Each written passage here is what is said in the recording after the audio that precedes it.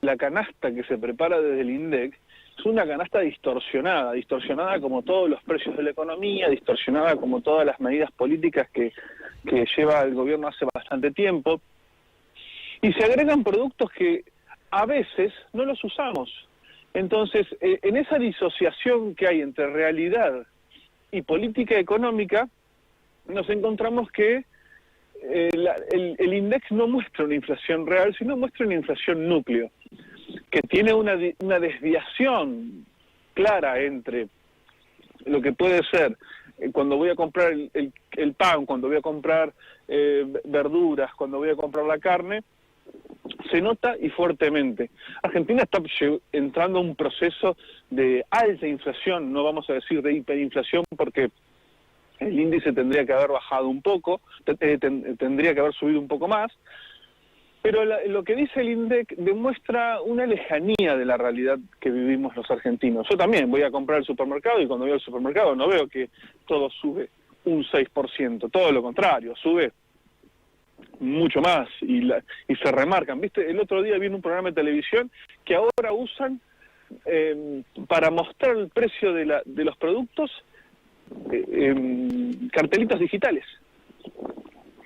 Entonces estamos observando claramente que la economía argentina está entrando en un proceso que ya lo viene teniendo hace más de 10 años, de una estanflación que si las cosas no se hacen bien del todo, puede llegar a una hiperinflación, pero también puede llegar a entrar algo que es peor, que es un estancamiento y no poder salir de ella sin ningún tipo de medida de shock.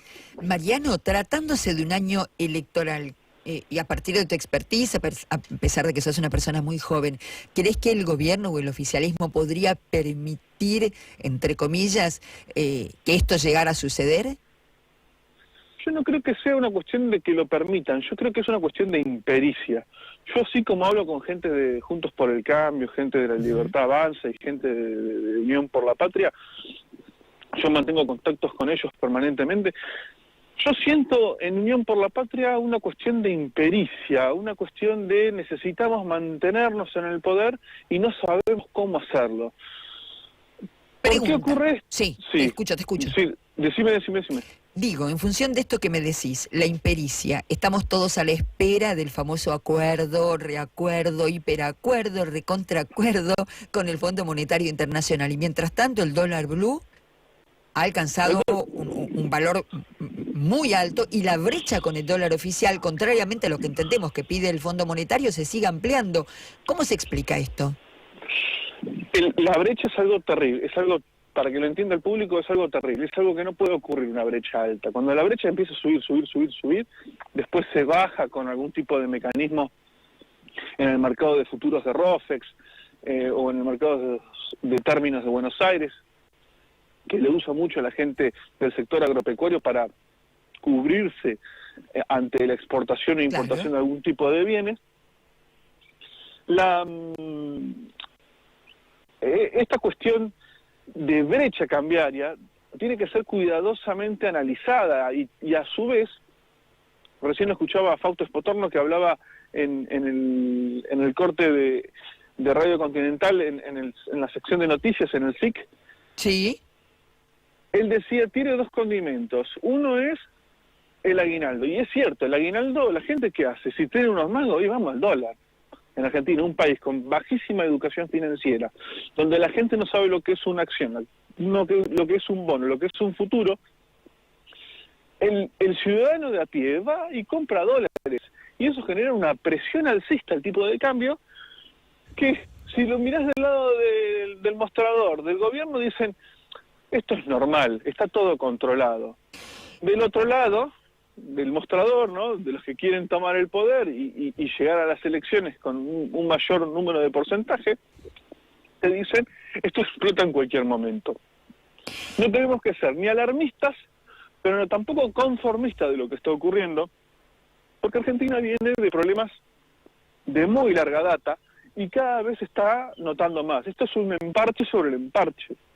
Estamos conversando con Mariano de Rosa, que es economista. Vos sabés que un productor agropecuario, hará 15 días me dijo, este no es un país donde falten dólares. Este es un país donde los particulares tienen los dólares. Lo que no hay en este país es confianza.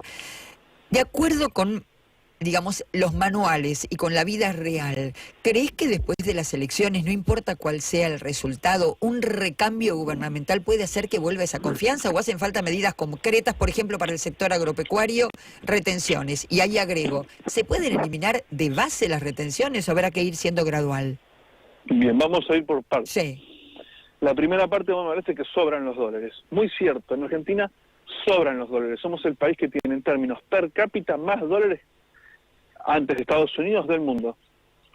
Pero ¿cómo puede ser que dentro del Banco Central uno se pone a mirar todos los países del mundo la tenencia de deuda americana y no tenemos deuda americana? ¿Qué significa esto? La deuda americana devenga intereses. Tener dólares dentro de tu pantalón no devenga ningún tipo de interés. No, claro. Entonces, ¿hay impericia? ¿Es algo a propósito? Que yo nunca estuve trabajando en política económica dentro del sector público, pero si yo estuviera trabajando dentro del Banco Central, lo primero que hago, si tengo un montón de miles de millones de dólares fuera del sistema, sabemos que casi hay un PBI y medio, cuando hablo de PBI se entiende, ¿no? Producto Bruto Interno. Lo que produce el argentino durante todo un año, o un país. Hay un PBI fuera y medio en dólares, en negro. ¿Por qué? Porque somos una economía que está totalmente en negro. Entonces, ¿por qué no compraste bonos del Tesoro americano y evitas esto que llama una parte de la coalición de las tres partes, ¿no? Que dice, nos están robando los políticos chorros con el señoreaje? ¿Y por qué no hablas que en vez de dolarizar hay que comprar bonos del Tesoro para evitar ese señoreaje? Por otra parte, las retenciones. Las retenciones nunca deberían haber existido en Argentina. ¿Por qué? Porque vos estás desincentivando la exportación de lo que sos más productivo, que es el sector agropecuario. Está claro, pero ahora todos los candidatos que comenzaron prometiendo la eliminación inmediata, digo candidatos a la presidencia, comienzan a menguar sus aspiraciones y hablan de primero quitar las economías regionales, de hacerlo paulatinamente, de que el país no está en condiciones, naturalmente, porque de esas retenciones salen fondos por otras cuestiones. ¿Cómo lo ves vos como economista? ¿Crees que es viable?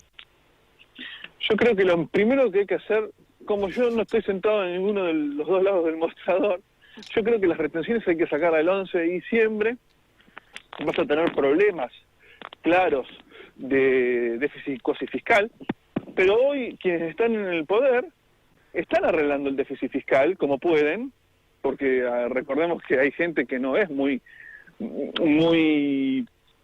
instruida en economía. Creo que por segunda o tercera vez en nuestra historia tenemos un abogado que está a cargo del Ministerio de Economía y no sabemos quién es, o a voz populi no se conoce quién está encargado del sector de la agricultura.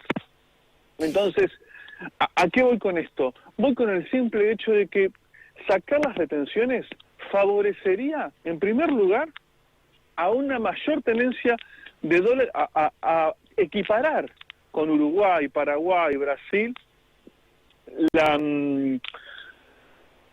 cantidad de dinero que se obtiene por parte de la cosecha de cada campaña agrícola o de cada zafra ganadera. Sí, exactamente. Señor. Si bien nosotros no estamos en precios históricos ahora como estuvimos en mayo del 2022, pero ¿qué hiciste con los precios históricos de mayo del 2022? Entonces, ¿qué tiene que hacer el sector agropecuario?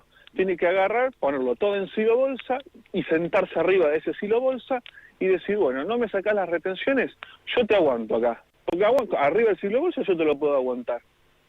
Y ha pasado con empresas que se han transnacionalizado y se han ido a producir a Paraguay, a Uruguay, a Brasil. Entonces, ese 11 de diciembre, cuando vos tenés que sacar las retenciones, las políticas tienen que ser de shock. El gradualismo que tuvo la anterior gestión nos costó que vuelva gente que tiene muchísima impericia en el manejo de la política económica y nos encontramos hoy con una inflación tranquila, estamos todos tranquilos porque nadie se infartó, o sea, en forma general estoy hablando, ¿no? Sí, metafórica. Metafórica. por tener un 115% de inflación. Entonces, vos si sacás las retenciones de un día para el otro, tenés que estar pensando automáticamente a dónde pongo esos impuestos. Y hay un montón de lugares para poner impuestos, pero no solamente impuestos, sino también la economía como personas, como las personas con las que vivimos dentro de esa economía, nos manejamos por incentivos, no coercitivo. Lo coercitivo lleva a... Toda ley tiene su trampa, ¿no? ¿Tiene Claro, dicho? claro. Bueno, entonces cuando vos generás procesos virtuosos de poder decir, bueno, no te pongo impuestos, te pongo incentivos. Quien produzca, nosotros no estamos tampoco para salir al mundo a vender solamente plantas sin ningún tipo de elaboración, ¿no? Maíz sin elaboración, trigo sin... Bueno, el trigo mucho lo usamos más, soja sin elaboración. No, tenemos que generar incentivos, hay economías regionales que necesitan muchísimos incentivos para que ese tipo de malestar que ocasionan las retenciones. Mira, te voy a dar un ejemplo claro y sencillo que pasó en los años 60-80. Corea del Sur, todos lo conocemos. Nosotros teníamos, si mal no recuerdo, yo le hice el estudio, a mí me gusta mucho la economía del desarrollo, teníamos 10-1 el ingreso de Corea del Sur. ¿Qué hizo esta gente? En primer lugar, a los corruptos los castigó. Si querés después googleá cómo los castigaron. Sí, sí. Pero los castigaron a los corruptos. Incentivaron la exportación, incentivaron a que vengan empresas extranjeras, pero le dijeron, bueno, que vengan todas las empresas extranjeras que quieran, pero el 10% de lo que produce se queda acá para investigación y desarrollo. Investigación y desarrollo. En aquel tiempo nadie conocía lo que era Samsung, nadie conocía lo que era Samsung, ¿no? Se llama, perdón que pase el chivo, ¿no? No, está bien. Pero nadie conocía las empresas coreanas. Claro, y lograron. Pasaron 50 años. Hoy los coreanos, fíjate el nivel de ingreso que tienen contra nosotros.